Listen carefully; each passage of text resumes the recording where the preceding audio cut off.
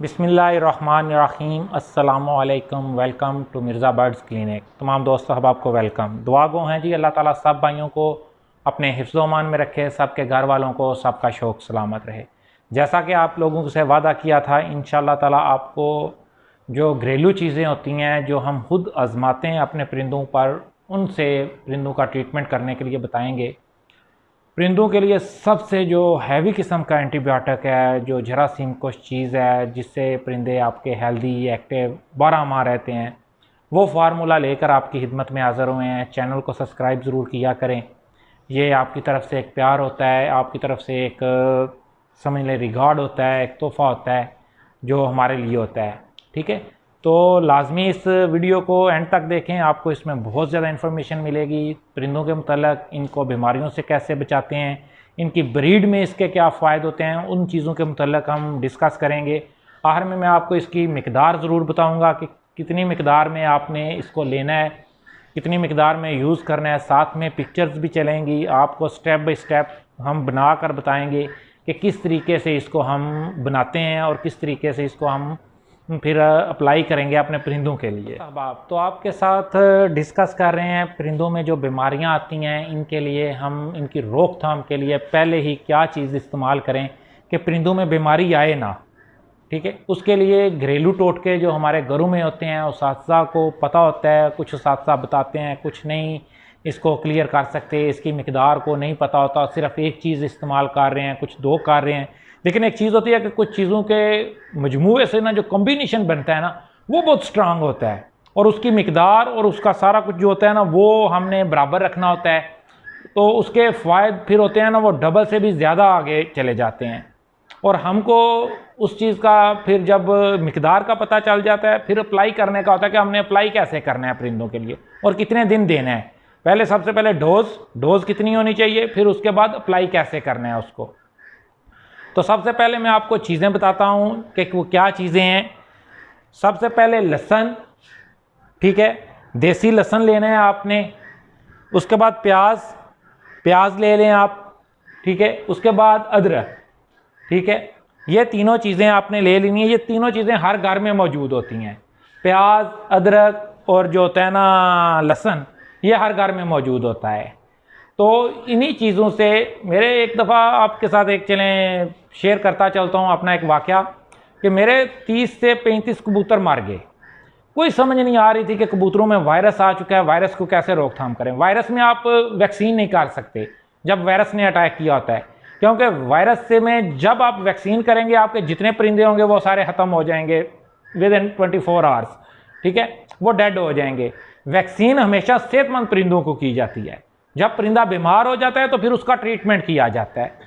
तो हम ट्रीटमेंट से पहले जो है ना, कि अगर परिंदों में एक वायरस आ गया है, रानीखेत की मिसाल के तौर पर आ गया है, या कोई और आ गया आपके परिंदों में वायरस, तो हम उसके लिए अब क्या करेंगे, उसको कैसे रोकेंगे ताकि उसके आगे ज़्यादा नुकसान ना हो।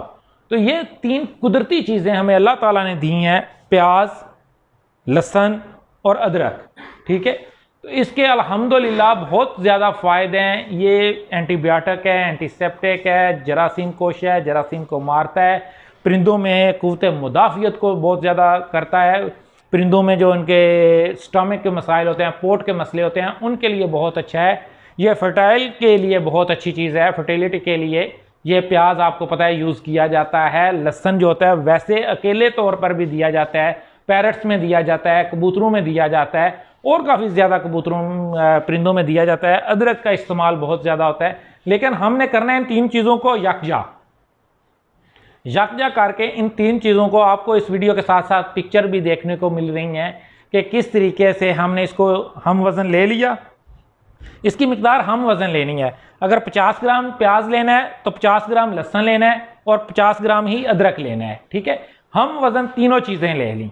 इसको कूट लिया, कूट के पाउडर कर लिया। बेशक आप इसका छिलका भी साथ कूट दें, कोई मसला नहीं है, साफ़ करके कूट लें और ज़्यादा अच्छी बात है।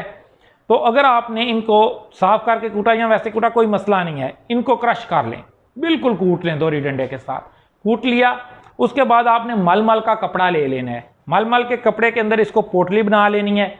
आपकी जो पानी की बोतल होगी, जैसे कि आपको वीडियो में नज़र आ रहा है, इसके अंदर आपने ये पानी की पोटली रख देनी है। पानी की पोटली को आपने इसके अंदर रख देना। ये 3 दिन अब इसके अंदर पड़ी रहेगी। सुबह के टाइम आपने पानी डाला इसके अंदर ताज़ा ज़बरदस्त, साथ में नई ताज़ी कूटी हुई पोटली इसके अंदर रख दिया आपने। शाम को आपने पानी बदलना है, पोटली अंदर ही रहेगी पानी के अंदर। फिर दूसरे दिन आप वो पानी गिरा देंगे, नया पानी लेंगे उसके अंदर, तो शाम को वो पानी गिरा देंगे, फिर आप दूसरा पानी ले लेंगे उसके अंदर, ठीक है। तीसरे दिन भी यही काम चलेगा। 3 दिन आपने ये पोटली उसी के अंदर रहने देनी है। तीसरे दिन के बाद आप इसको गिरा देंगे, ठीक है। ये आप 10 से 15 दिनों में एक दफ़ा ज़रूर किया करें। इंशाअल्लाह ताला आपके परिंदों में कभी वायरस आएगा ही नहीं। फर्स्ट ऑफ ऑल आ चुका है तो वो ख़त्म हो जाएगा, ठीक है। ये हिफाजती तौर पर भी हम पिलाते हैं परिंदों को, हिफाजती तदाबीर के तौर पर भी आप 1 माह में 3 दफ़ा मस्ट इसको दे सकते हैं, ठीक है। इसका कोई नुकसान नहीं है, इसका फ़ायदा ही फ़ायदा है। जिनमें मिसाल के तौर पर परिंदों में मसला आता है कि बुत नहीं डालते, अंडे फर्टाइल नहीं होते, अंडे जो होते हैं खाली होते हैं, उसके लिए प्याज इंतहाई अच्छी चीज़ है, ठीक है। आप प्याज वैसे भी देते हैं तो इसका कोई नुकसान नहीं है। मुर्गियों में आप प्याज कुतर कर डालते हैं उनके आगे, तो इसका कोई नुकसान नहीं है इस चीज़ का, अल्हम्दुलिल्लाह।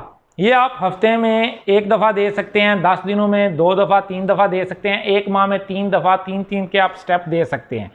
15 दिनों बाद लाजमी दिया करें। इंशाअल्लाह ताला आपके साथ ये वादा है कि आपके परिंदों में कभी बीमारी का अटैक होगा ही नहीं।